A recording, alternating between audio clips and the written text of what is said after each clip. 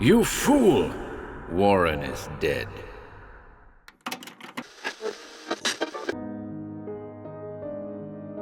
Welcome to HorrorBabble. Jennifer's back today with a classic Mary Elizabeth Counselman reading.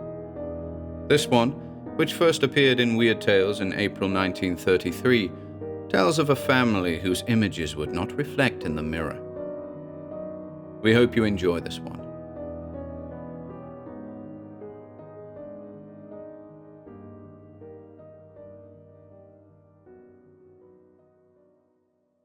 The House of Shadows by Mary Elizabeth Counselman.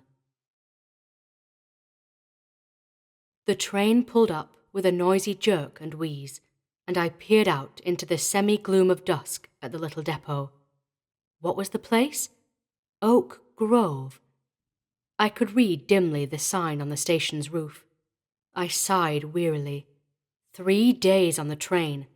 Lord, I was tired of the lurching roll, the cinders, the scenery flying past my window.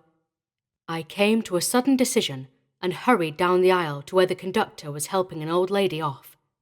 "How long do we stop here?" I asked him quickly. "About 10 minutes, ma'am," he said, and I stepped from the train to the smooth sand in front of the station. So pleasant to walk on firm ground again. I breathed deeply of the spicy winter air and strolled to the far side of the station. A brisk little wind was whipping my skirts about my legs and blowing wisps of hair into my eyes. I looked idly about at what I could see of Oak Grove. It was a typical small town, a little sleepier than some, a little prettier than most. I wandered a block or two toward the business district, glancing nervously at my watch from time to time. My 10 minutes threatened to be up when I came upon 2 dogs trying to tear a small kitten to pieces. I dived into the fray and rescued the kitten, not without a few bites and scratches in the way of service wounds, and put the little animal inside a store doorway. At that moment, a long-drawn, it seemed to me derisive, whistle from my train rent the quiet, and as I tore back toward the station, I heard it chugging away. I reached the tracks just in time to see the caboose rattling away into the night. What should I do? Oh, why had I jumped off at this accursed little station? My luggage, everything I possessed except my purse, was on that vanished train, and here I was, marooned in a village I had never heard of before. Or had I? Oak Grove. The name had a familiar ring. Oak Grove. Ah, I had it. My roommate at college 2 years before had lived in a town called Oak Grove. I darted into the depot. "Does a Miss Mary Allison live here?" I inquired of the station master. "Mary Dean Allison?" I wondered at the peculiar, unfathomable look the old man gave me, and at his long silence before he answered my question. "Yes'm," he said slowly, with an odd hesitancy that was very noticeable. "You her kin?" "No," I smiled. "I went to college with her. I thought perhaps she might put me up for the night. I was idiot enough to let my train go off and leave me. Is she fixed to put up an unexpected guest, do you know?" "Well," again, that odd hesitancy. "We've a fair to middling hotel here," he evaded. "Maybe you'd rather stay there." I frowned. Perhaps my old friend had incurred the disapproval of Oak Grove by indiscreet behaviour. It seems a very easy thing to do in rural towns. I looked at him coldly. "Perhaps you can direct me to her house," I said stiffly.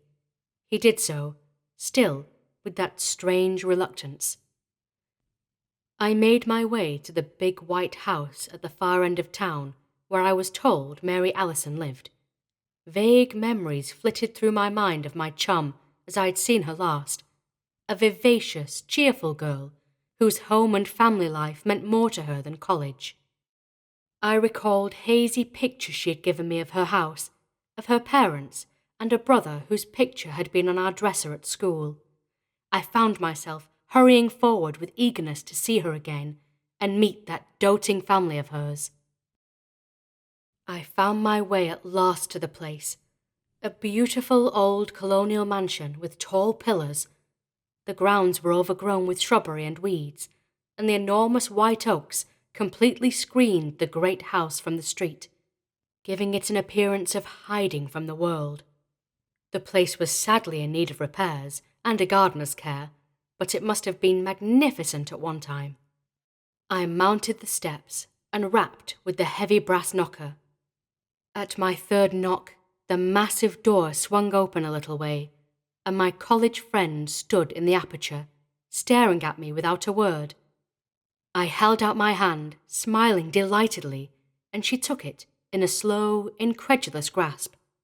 She was unchanged, I noticed, except, perhaps, that her dancing bright blue eyes had taken on a vague, dreamy look. There was an unnatural quiet about her manner, too, which was not noticeable until she spoke. She stood in the doorway, staring at me with those misty blue eyes for a long moment without speech. Then she said slowly, with more amazement than I thought natural, "Liz! Liz!" Her fingers tightened about my hand as though she were afraid I might suddenly vanish. It's good to see you. Gosh, why did you come here?" With a queer embarrassment. "Well, to tell the truth, my train ran off and left me when I got off for a breath of air," I confessed sheepishly. "But I'm glad now that it did. Remembered you lived here, so here I am." She merely stared at me strangely, still clutching my hand. "There's no train to Atlanta till 10 in the morning." I hesitated, then laughed. "Well, aren't you going to ask me in?" Why, of course," Mary said oddly, as if the idea was strange and had not occurred to her. "Come in." I stepped into the great hall, wondering at her queer manner. She had been one of my best friends at college, so why this odd constraint? Not quite as if she did not want me around, more as if it were queer that I should wish to enter her house, as if I were a total stranger, a creature from another planet. I tried to attribute it to the unexpectedness of my visit, yet, inwardly, I felt this explanation was not sufficient. "What a beautiful old place!" I exclaimed, with an effort to put her at ease again. Then, as the complete silence of the place struck me, unthinkingly, I added, "You don't live here alone, do you?" She gave me the oddest look, one I could not fathom, and replied so softly that I could hardly catch the words. "Oh, no." I laughed. "Of course, I'm crazy. But where is everybody?" I took off my hat, looking about me at the colonial furniture and the large candelabra on the walls with the clusters of lighted candles which gave the only light in the place, for there were no modern lighting fixtures of any kind, I noted. The dim candlelight threw deep shadows about the hall, shadows that flickered and moved, that seemed alive. It should have given me a sense of nervous fear, yet somehow there was peace, contentment, warmth about the old mansion. Yet, too, there was an incongruous air of mystery, of unseen things in the shadowy corners, of being watched by unseen eyes. "Where is everybody? Gone to bed?" I repeated, as she seemed not to have heard my question. "Here they are," Mary answered in that strange, hushed voice I had noticed, as if someone were asleep whom she might waken. I looked in the direction she indicated, and started slightly. I had not seen that little group when I entered. They were standing scarcely 10 feet from me, just beyond the aura of light from the candles, and they stared at me silently, huddled together and motionless. I smiled and glanced at Mary, who said in a soft voice like the murmur of a light wind, "My mother." I stepped forward and held out my hand to the tall, kind-faced woman who advanced a few steps from the half-seen group in the shadows. She seemed, without offence, not to see my hand, but merely gave me a beautiful smile and said, in that same hushed voice Mary used, "If you are my daughter's friend, you are welcome." I happened to glance at Mary from the corner of my eye as she spoke, and I saw my friend's unnatural constraint vanish, give place to a look, I thought wonderingly, that was unmistakably one of relief. "My father," Mary's voice had a peculiar tone of happiness. A tall, distinguished-looking man of about 40 stepped toward me, smiling gently. He too seemed not to see my outthrust hand, but said, in a quiet, friendly voice, "I am glad to know you, my dear. Mary has spoken of you often." I made some friendly answer to the old couple. Then Mary said, "This is Lonnie. Remember his picture?" The handsome young man whose photograph I remembered stepped forward, grinning engagingly. "So this is Liz," he said. "Always wanted to meet one girl who isn't afraid of a mouse. Remember? Mary told us about the time you put one in the prof's desk." He too spoke in that near whisper that went oddly with his cheery words, and I found myself unconsciously lowering my voice to match theirs. They were unusually quiet for such a merry, friendly group, and I was especially puzzled at Mary's hushed voice and manner. She had always been a boisterous tomboy sort of person. "This is Betty," Mary spoke again, a strange glow lighting her face. A small girl, about 12, stepped solemnly from the shadows and gave me a grave, old-fashioned curtsy. "And Bill," said Mary, as a chubby child peeped out at me from behind his sister's dress and broke into a soft, gurgling laugh. "What darling kids!" I burst out. The baby toddled out from behind Betty and stood looking at me with big blue eyes, head on one side. I stepped forward to pat the curly head, but as I put out a hand to touch him, he seemed to draw away easily just out of reach. I could not feel rebuffed, however, with his bright eyes telling me plainly that I was liked. It was just a baby's natural shyness with strangers, I told myself, and made no other attempt to catch him. After a moment's conversation, during which my liking for this charming family grew, Mary asked if I should like to go to my room and freshen up a bit before dinner. As I followed her up the stairs, it struck me forcibly, as it had before only vaguely, that this family, with the exception of Mary, were in very bad health. From father to baby, they were most pasty white of complexion. Not sallow, I mused, but a sort of translucent white, like the glazed glass doors of private offices. I attributed it to the uncertain light of the candles, that they looked rather smoky, like figures in a movie when the film has become old and faded. "Dinner at 6, Mary told me, smiling, and left me to remove the travel stains. I came downstairs a little before the dinner hour to find the hall deserted, and I stopped to parade before a large cheval glass in the wall. It was a huge mirror, reflecting the whole hall behind me, mellowly illumined in the glow of the candles. Turning about for a back view of myself, I saw the little baby, Bill, standing just beside me, big eyes twinkling merrily. "Hello there, old fellow," I smiled at him. "Do I look all right?" I glanced back at the mirror, and what it reflected gave me a shock. I could see myself clearly in the big glass, and most of the hall far behind me, stretching back into the shadows. But the baby was not reflected in the glass at all. I moved, with a little chill just behind him, and I could see my own reflection clearly, but it was as if he was simply not there. At that moment, Mary called us to dinner, and I promptly forgot the disturbing optical illusion, with the parting resolve to have my eyes examined. I held out my hand to lead little Bill into the dining room, but he dodged by me with a mischievous gurgle of laughter and toddled into the room ahead of me. That was the pleasantest meal I can remember. The food was excellent, and the conversation cheery and light. though I had to strain to catch words spoken at the far end of the table, as they still spoke in that queer, hushed tone. My voice, breaking into the murmur of theirs, sounded loud and discordant, though I have a real southern voice.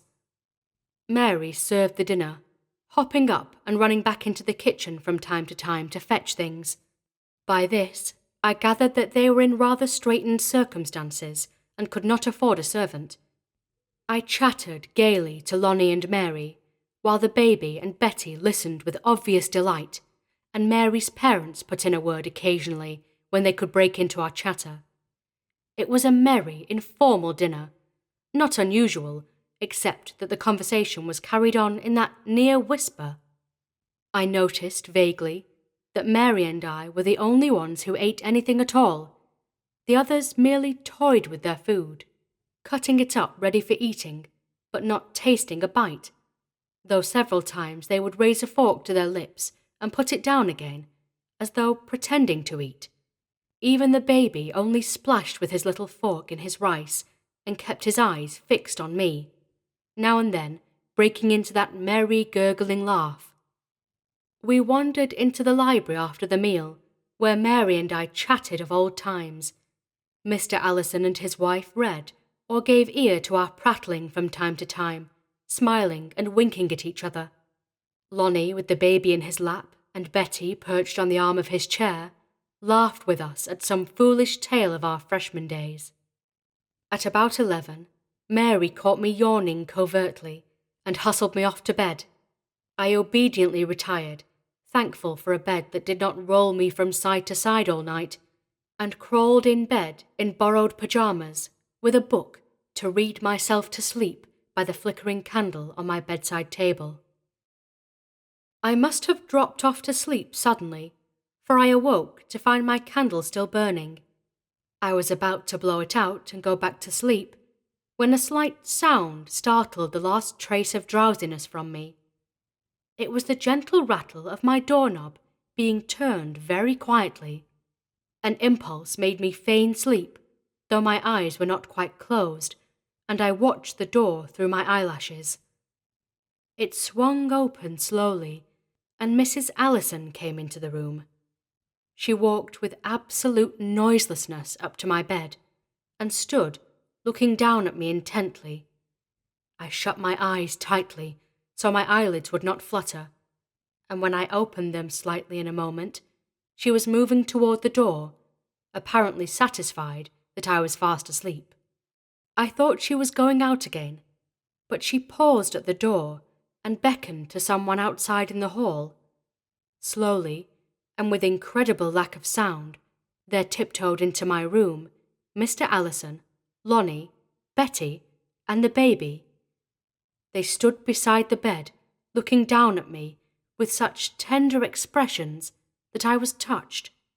I conquered an impulse to open my eyes and ask them what they meant by this late visit, deciding to wait and watch. It did not occur to me to be frightened at this midnight intrusion. There swept over me instead a sense of unutterable peace and safety, a feeling of being watched over and guarded by some benevolent angel. They stood for a long moment without speaking, and then the little girl, bending close to me, gently caressed my hand, which was lying on the coverlet. I controlled a start with great effort. Her little hand was icy cold, not with the coldness of hands, but with a peculiar windy coldness. It was as if someone had merely blown a breath of icy air on me, for though her hand rested a moment on mine, it had no weight.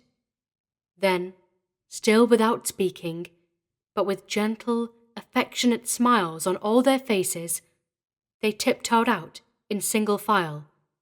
Wondering at their actions, I dropped off at last into a serene sleep.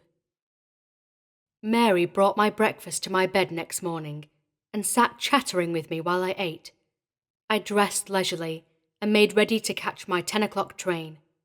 When the time drew near, I asked Mary where her family was. They were nowhere in the house, and I'd seen none of them since the night before. I reiterated how charming they were and how happy my visit had been. That little glow of happiness lighted my friend's face again, but at my next words it vanished into one that was certainly frightened, pleading. I had merely asked to tell them goodbye. That odd, unfathomable expression flitted across her face once more. They're gone, she said in a strained whisper. And as I stared at her perplexedly, she added in confusion, I mean, they're away. They won't be back until nightfall. The last word was so low, it was almost unintelligible, so I told her to give them my thanks and farewells. She did not seem to want to accompany me to the train, so I went alone. My train was late, and I wandered to the ticket window and chatted with the station master. Miss Allison has a charming family, hasn't she? I began conversationally. They seem so devoted to each other. Then I saw the station master was staring at me as if I had suddenly gone mad. His wrinkled face had gone very pale. You stayed there last night? His voice was almost a croak. Why, yes, I replied, wondering at his behaviour. I did. Why not? And you saw them? His voice sank to a whisper. You mean Mary's family? I asked, becoming a little annoyed at his foolish perturbation. Certainly I saw them. What's so strange about that? What's wrong with them? My approaching train wailed in the distance, but I lingered to hear his reply. It came with that same reluctance, that same hesitancy, after a long moment. They died last year, he whispered, leaning forward toward me and fixing me with wide, intent eyes. Wiped out, every one of them except him Mary, by smallpox.